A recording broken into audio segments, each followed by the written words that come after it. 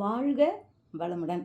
ரொம்ப சோர்ந்து போயிருக்கிற யாரா இருந்தாலும், நான் ஜெயிக்கல. எவ்வளோதான் நான் பண்ணுனா கூட, எனக்கு இந்த காரியத்தில நான் இன்னும் முன்னேற முடியல. என்னால இத அடைய முடியல. என் இலக்க நான் இன்னும் அடையலன்னு சொல்றவங்களுக்கு, இன்றைக்கு நீங்க கேட்க போற இந்த வார்த்தை உண்மையிலேயே உங்கள அதை அடையும்படியான அந்த ஒரு நல்ல நாள் இன்னைக்கு.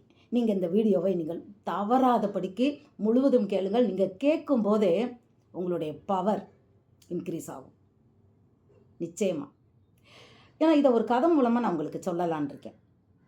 அதாவது பவர்ன்றது என்ன தெரியுமா? நமக்குள்ளே இருக்கு. ஒவ்வொருத்தருக்கும் இருக்கு. நான் ஸ்கூலில் டீச்சர். அப்போ எனக்கு பாடம் நான் சொல்லிக் கொடுக்கும்போது, அந்த எப்பயுமே நல்லா படிக்கிற பிள்ளைங்க இருப்பாங்க. அந்த மக்குன்னு கொஞ்சம் இருப்பாங்க. அதை பாஸ் ஆகாது. சிலர் ஆவரேஜ்லேயே இருக்கும். சிலது பார்த்தீங்கன்னா 5 டிஜிட்டுக்கு மேலே அந்த காலத்துலலாம் நாங்கள் மார்க் போடுறது ரொம்ப கம்மி. இப்போ மாதிரி 100க்கு 100லாம் கிடையாது. ஃபஸ்ட்டு மார்க்னாலே 80 தான். அதுக்கு மேலே போட முடியாது. போட்டால் திட்டுவாங்க, ஏன் போட்டிங்கன்னு. நான் சொல்கிறது நான் இருக்கும்போது ஒரு 30 இயர்ஸு 35 இயர்ஸ்க்கு முன்னாடி சொல்கிறேன் கதை. அப்போல்லாம் கம்மியாக தான் மார்க் போடணும். 5 மார்க் தான் போட முடியும். வாங்குகிற பிள்ளைங்க இருப்பாங்க. ஆனால் அவர்களிடம் இருக்கிற பவர் இந்த பிள்ளைங்கிட்ட இருக்காது, படித்த பிள்ளைங்கிட்ட. உண்மையில் அதாவது பையனுக்கு ஒரு சில அம்மாமார்கள்லாம் இப்போ என்ன நினைக்கிறாங்கன்னா, படிப்பு படிப்பு படிப்பு தான் நினைக்கிறாங்க. இல்லை, அவன்கிட்ட என்ன பவர் இருக்கு? ஒவ்வொருத்தருக்குள்ளேயும் ஒரு பவர் இருக்கும்ல மைண்டுக்குள்ள. அதுதான் நம்மளை என்ன செய்யும்னா, அந்த இதை நம்ம தேடி கண்டுபிடிச்சோம்னா அதில் ஷைன் பண்ணலாம், பிரகாசமாக இருக்கலாம். அந்த பவரை நீங்கள் கண்டுபிடிக்கணும். கண்டுபிடிச்சி அதை நீங்கள் ட்ரை பண்ணணும். அதை நீங்கள் கண்டுபிடிக்கணும். இன்னொரு சின்ன கதை சொல்கிறேன். ஒரு பையன் என்ன பண்ணால், சரியாகவே படிக்க மாட்டான். ஊருக்கு போயிருக்கான். ஊருக்கு போனவுடனே அவங்க தாத்தா பாட்டி வீட்டுக்கு போகிறான். வீட்டுக்கு போனவுடனே அவங்க மாமா அவனை கூப்பிட்டு மாமாவோட விளாண்டுக்கிட்டு இருக்கான்.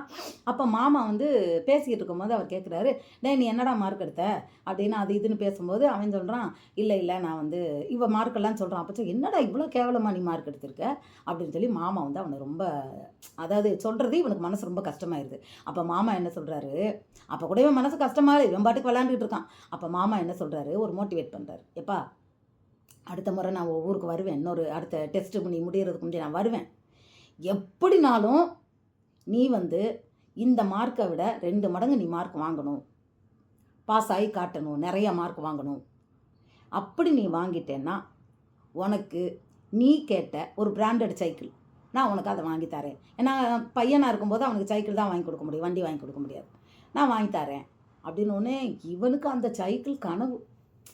ஏன்னா ஒரு ஓட்ட சைக்கிள் தான் வச்சுருக்கான்.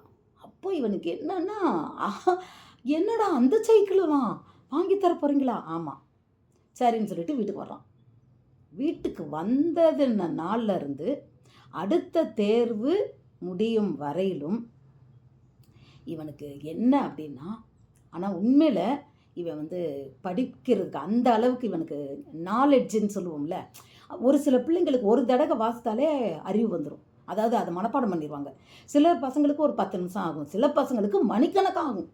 சில பசங்க படித்தா மறந்துடுவாங்க, உடனே படிப்பாங்க, அந்த உடனே படித்ததோடு மறந்துடுவாங்க. இது அவங்கவுங்களோட அது சொல்ல முடியாது, அவங்கவுங்களோட திறமை, அது அவங்களோட மூளையினோட இது இயற்கை. அவங்க மறக்கிறாங்கன்றது. இப்போ அதுக்கு மாத்திரையெல்லாம் வல்லாரை கீரையை சாப்பிடு, மாத்திரை கொடுன்னு சொல்கிறாங்க. ஆனால் கடவுள் இயற்கையாகவே நமக்கு கொடுத்த ஒரு அறிவு அப்படின்றது ஒவ்வொருத்தருக்கும் மாறும்.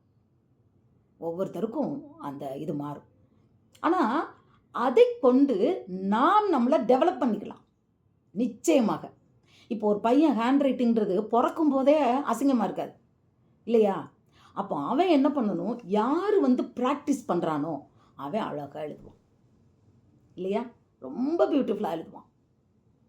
ரொம்ப பியூட்டிஃபுல்லாக எழுதுகிற பையன் யார் அப்படின்னு சொன்னால், அவன் டீச்சர் அந்த காலத்தில் ஹேண்ட் ரைட்டிங் எழுத வச்சுருப்பாங்கல்ல, அதை உண்மையை அம்மா அப்பாவை எழுத விட மாட்டான், மற்றவங்களை எழுத விட மாட்டான், இல்லை ஏனாதானோன்னு எழுதிட்டு போக மாட்டான், அதை அக்கறையோடு எழுதியிருப்பான்.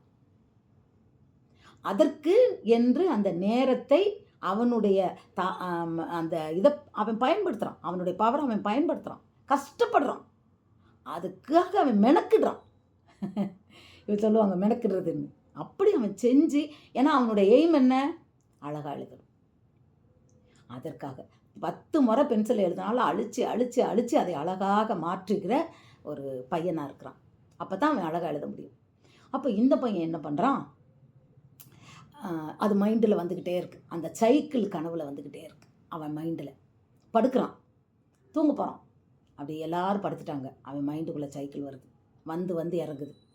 உடனே டக்குன்னு முழிக்கிறான். தனியாக ஒரு ரூமுக்கு போகிறான். போயிட்டு ரூமை லைட்டை போடுறான். இந்த கதவெல்லாம் சாத்திட்டு லைட்டை போடுறான். லைட்டை போட்டு என்ன பண்ணுறான், புத்தகத்தை எடுத்து படிக்க ஆரம்பிக்கிறான். ஆனால் அவனுக்கு எழுதுனாலும் வரலை. ஒரு மனப்பாட போயம் எழுதணும்னு நினைக்கிறான், தப்பு. அப்போ என்ன நினைக்கிறான், சரி நம்ம ப்ராக்டிஸ் பண்ணுவோம். மிஸ் அன்றைக்கி சொன்னாங்கள்ல எழுதி பாருனாங்களே, இது வரைக்கும் அவன் எழுதி பார்க்கல. இப்போது அங்கே போய் படிச்சிருவான், போய் எழுதுவான், அவ்வளோதான். அதை வந்து வீட்டில் ப்ராக்டிஸ் பண்ணதில்லை. அப்போது மாமா சைக்கிள் வாங்கி கொடுக்கணும்னு சொல்லியிருக்கிறாரு, அதை வாங்கணுமே அப்படின்ற அந்த லக்கை அடைவதற்காய் அவன் உட்காந்து எழுதுகிறான். வாட்டி அந்த எஸ்ஸே எழுதும்போது, அந்த போயம் எழுதும்போது 25 மிஸ்டேக் அவனே திருத்துறான். சோர்ந்து போயிடுறான். அதான் முதல்ல எழுதும்போதெல்லாம் மறந்துடுறான். அதுதான் உண்மை. 25 மிஸ்டேக்கெல்லாம் கிடையாது. முதல்ல மறக்கும்போது 2வது லைனே மறந்துடுறான். திருப்பி எடுத்து படிக்கிறான். 3வது லைன் வருது, அடுத்து திருப்பி படிக்கிறான். ஃபஸ்ட்டு ஸ்டான்ஸா கரெக்டாக எழுதுறான், செகண்ட் ஸ்டான்ஸா எழுத முடியலை. திருப்பி செகண்ட் ஸ்டான்ஸாவை படித்து அவன் எழுதும்போது முதல் ஸ்டான்ஸா மறந்துடுது. போராடுறான். சரிப்பா, நான் மேலும் மீதியை நாளைக்கு படிக்கலாம் அப்படின்னு அவன் படுத்துடுறான். காலையில் எந்திரிச்சோடனே, அதிகாலையில் எந்திரிச்சோடனே அதையே படிக்கிறான். கிளாஸில் போயிட்டு ஃப்ரீ டைம் வருது, அப்போ என்ன பண்ணுறான், படித்ததெல்லாம் ரீகால் பண்ணி பார்க்குறான். நமக்கு அந்த போயம் ஞாபகத்துக்கு வருதா இப்படி இப்படி இப்படி சொல்லும்போது பக்கத்தில் இருக்கணும் வந்து, என்னடா நீ உள்ளுக்குள்ளே பேசிகிட்டு இருக்க, நீ என்ன பைத்தியமா அப்படின்னு கேட்குறாங்க பசங்க. நல்லா தெரிஞ்சுக்கிங்க பிரியமானவர்களே, இது வந்து மோட்டிவேஷன் ஸ்பீச்சு. அதாவது இது வந்து சும்மா இல்லை, கதை இல்லை. இதில் உள்ள அந்த பையன் செய்கிற ஒவ்வொரு செகண்ட் நிகழ்ச்சியும் உங்களுக்கான ஸ்பீச், உங்களை மோட்டிவேட் பண்ணுறது. அந்த குட்டி பையன் அதை லக்கை அடைவதற்கு என்னென்ன பண்ணுறான்னு பாருங்கள்.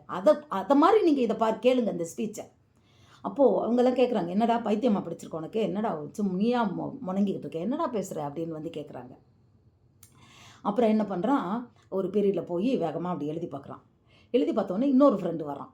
அவன் வந்து, என்னடா எழுதிட்டு இருக்க அப்படின்னு அவன் நோட்டை திறந்து பார்த்துட்டு எல்லாரையும் கூப்பிட்றான். டே இந்தா பாருடா, இந்த பாரு என்ன பண்ணுறேன்னு பாருடா, பாருடா போயம் எழுதி பார்க்குதுடா, இது எவ்வளோ முன்னேறிடுச்சு பாரு. அதாவது கிண்டல் அடிக்கிறாங்க. ஏன்னா அவன் எப்பயுமே கடைசியாக இருக்கிற பையன், பாஸ் ஆக தெரியாது, சரியாக படிக்க தெரியாது, எழுத தெரியாது, ரொம்ப தப்பு விடுறவன். அப்போது அவனை வந்து அவங்க இன்சல்ட் பண்ணுறது மாதிரி கிண்டல் அடிக்கிறாங்க. பாருடா வந்து எழுதுறான்டா, இப்போலாம் கூட நீ இப்படி எழுதி தான் நீ இவ்வளோ மார்க் எடுக்கிறியா அப்படி இப்படின்னு அவனை ரொம்ப கேவலமாக பேசுகிறாங்க. ஆனால் அதெல்லாம் அவன் மைண்டில் ஏறல. எல்லாத்தையும் அவன் கண்டுக்கவே இல்லைப்பா. அவன் எழுதிக்கிட்டே இருக்கான், திருத்தி பார்க்குறான். மிஸ்டேக்கு வந்துக்கிட்டே இருக்கு. சோர்ந்து போகலை. மறுநாள் எழுதுறான். திருப்பி எழுதும்போது அவனுக்கு வந்து என்ன சொல்கிறது, மிஸ்டேக்ஸு இப்போ வந்து எல்லாத்தையும் எழுதிடுறான். அந்த இதில் வர்ற 3 ஸ்டான்ஸாக எழுதிடுறான் அந்த பாட்டில் வர்றதை. ஆனால் எல்லாம் தப்பு. ஸ்பெல்லிங் மிஸ்டேக்னா அத்தனை ஸ்பெல்லிங் மிஸ்டேக்கு. வேர்ட்ஸை மாற்றி போட்டுறான், லைனை மாற்றி எழுதிடுறான், கம்மா புள்ளியெல்லாம் வைக்க தெரியல. ஏன்னா அதெல்லாம் இருந்தால் தான் மார்க்கு, இல்லைன்னா அதுக்கெல்லாம் மார்க்கை குறைச்சிருவாங்க. முழு மார்க் எடுக்கணுன்ட்டார்ல மாமா. அதனால என்ன பண்ணுறான், ஐயோ நான் என்னடா செய்வேன் பயந்து திருப்பி படிக்கிறான், திருப்பி எழுதுகிறான். அப்புறம் அந்த ப்ராக்டிஸ் பண்ண என்ன ஆகுதுன்னா குறையுது. மிஸ்டேக்ஸ் குறைஞ்சிக்கிட்டே வருது. 20 மிஸ்டேக் 15 குறையுது, 10 குறையுது, 8 குறையுது, 3 குறையுது. அப்புறம் இந்த 3 வந்து 5 மாறுது. ஏன்னா இவன் 3 தானே அப்படின்னு நினச்சிட்டு ஓகேன்னு எழுதும்போது தவறு பண்ணி மீதி 2 தப்பாக எழுதிடுறான். ஆனாலும் மனம் தளரல. திருப்பி என்ன பண்ணுறான், மறுபடியும் எழுதுகிறான். எழுதி ப்ராக்டிஸ் பண்ணி ஒரு தப்பே விடாமல் எழுதுகிற வரைக்கும் ப்ராக்டிஸ் பண்ணி அந்த டெஸ்ட்டு வரும்போது இன்னும் பயப்படுறான். அந்த ரிசல்ட் வர்ற வரைக்கும் அவன் மனசில் பயம்தான் இருக்குது. தப்பாயிருமோ, ஒன்றை விட்டுருவோமோ, ஒன்றை போட்டுருவோமோ அப்படின்னு சொல்லி அவன் என்ன பண்ணுறான், அவ்வளவு இது பண்ணி கரெக்டாக என்ன பண்ணுறான், எழுதிடுறான். அவனுக்கு அந்த அந்த ஒரு இது இல்லாட்டாலும் அதை எப்படி அவன் கொண்டு வரான்றதை பார்த்தீங்களா பெரியமானவர்களே. அடுத்து பேப்பர் வருது, டீச்சர் திருத்தி கொடுக்குறாங்க. அப்போது அதாவது ஃபுல் மார்க் எடுத்தவங்க அப்படின்னு சொல்லி முன்னால் இருக்கிறவங்கள சில டீச்சர்ஸ்லாம் என்ன செய்வாங்க, 0லேருந்து ஆரம்பிப்பாங்க. நான் என்ன செய்வேன், 0 மார்க்கெல்லாம் பின்னாடி வச்சுக்கிடுவேன். அதாவது ஃபெயிலியர்ஸ்லாம் பின்னாடி வச்சுப்பேன்.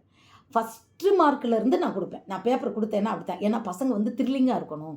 அடுத்த பேப்பர் நமக்கு கிடைக்குமா, அடுத்த பேப்பர் நம்ம ஃபெயில் ஆகிறவங்களாம் புழு மாதிரி நினச்சிக்கிட்டோம். ஐயோ நம்ம பேப்பர் இன்னும் வரலையே, நம்ம ஃபெயில் போலையேம்பா. அதற்குன்னே நான் அப்படி கொடுப்பேன். இப்போ இந்த டீச்சர் என்ன பண்ணுறாங்க, பேப்பர் கொடுக்க ஆரம்பிக்கிறாங்க.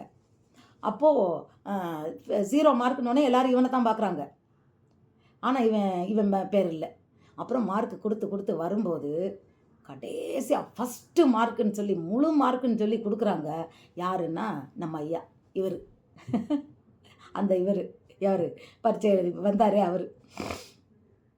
அப்போது எல்லாருக்கும் ஆச்சரியம். டீச்சர் கேட்குறாங்க, டேய் கள்ளக்காப்பி அடிச்சியாடா, புஸ்தகத்தை பார்த்து எழுதுனியாடா? ஏன்னா அவங்களால நம்ப முடியலை. அப்போ சொல்கிறான் இல்லை. அப்போ அவங்க சொல்கிறாங்க, நான் உன்னை நம்ப மாட்டேன்டா. ஏய் நீ இப்படி எழுதுறியா? இல்லைடா, முதலே எழுதி வச்சுருக்க, இல்லை ஏதோ பண்ணியிருக்க. சரி நீ இப்போ எனக்கு எழுதி காட்டு அப்படின்னு சொல்லி அவனை கூட்டிகிட்டு போய் அவங்களோட ரூமில் போய் வச்சு அவனை எழுத விடுறாங்க. அவன் எழுதி காட்டிடுறான். அவங்களாலே ஆச்சரியம் தாங்க முடியலை. ஏன்னா அந்த டீச்சரால் அவனை எவ்வளவோ திருத்த முயன்றாங்க, அவனால் முடியலை. ஆனால் அவனால் முடியுது. இப்போ தெரிஞ்சுக்கிட்டிங்களா?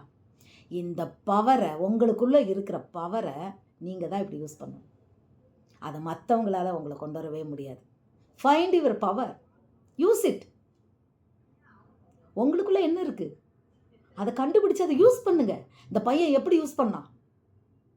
இரவும் பகலும். முதல்ல நம்பிக்கை இருந்தது அவனுக்கு. நம்பிக்கை, நான் என்னால் முடியாதுன்னு சொல்லலை. அவன் முடியும், நான் அந்த சைக்கிளை வாங்கிடணும். அந்த இலக்கானது அவன் கனவுல வந்து வந்து வந்து வந்து போச்சு. உங்களுக்குள்ள நீங்கள் என்ன இலக்க பாருங்க. அதான் அப்துல் கலாம் சொல்லுவாராம், கனவு காணுங்க பாராம். எனக்கு அப்போ அது புரியாது, ஏன்டா கனவு காண சொல்கிறாருன்னு. ஆனால் அருமையாக சொல்லியிருக்கிறார். அந்த கனவு தான் உங்கள் லக்கு. அந்த லக்கை அடைய அதை நீங்கள் கஷ்டப்படுங்க. உங்கள் கனவை நனவாக்குங்கன்னாராம்.